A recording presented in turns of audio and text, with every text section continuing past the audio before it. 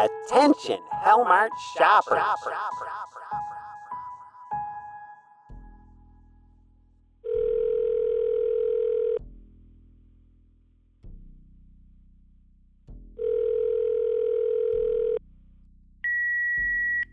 Hey, Danny, it's Chet.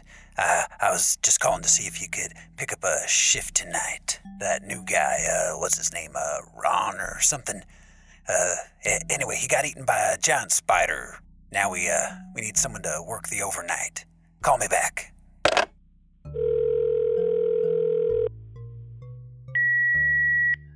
Why are you calling me, Chet? You're not assistant manager anymore? Was Rob eaten in the bath tissue aisle? Because if that's where it wasn't a spider. It was that venomous squirrel. Anyway, I'm busy tonight with a thing I have to go to, and I can't work.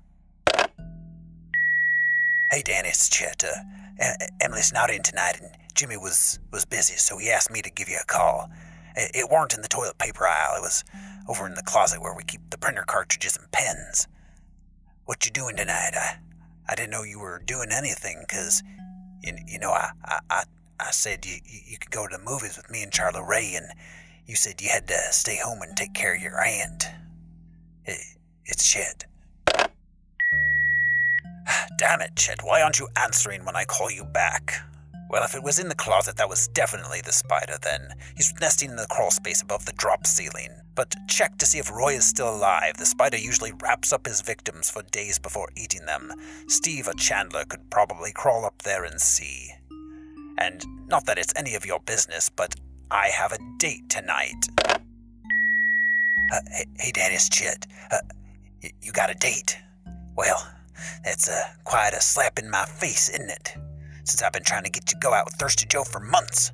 Tell me, Danny, who is this woman who's so much better than my sister? Is it the sex? Because I promise you, Thirsty Joe's gonna rock your world. Anyways, Reg is definitely dead. Carlos found his head.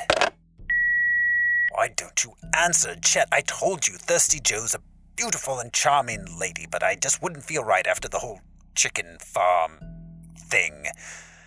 Again, it's not your concern, but I am going on a blind date. Emily set me up with a classmate of hers, which is awkward, yes, given mine and Emily's history, so please, Chet, don't make it any harder than it need be. Why don't you try calling Joey? I think he's off tonight. He might be able to come in. Hey, Danny, it's Chet.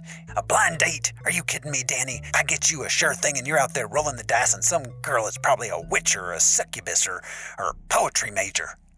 Anyway, we tried Joey and he ain't answering. It's Chet. Damn it, seriously, why don't you answer?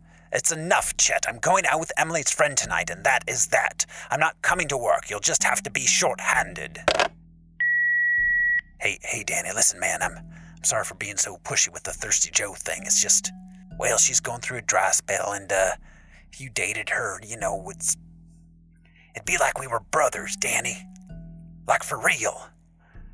Anyhow, it turns out Rex was a reverse Highlander. Can't be killed by beheading, so he got out of the spider web and's back at work. We're gonna try to glue his head back on for him. We don't need nobody coming in. Have a nice date. Hello, Chet. I'm at Razzie's.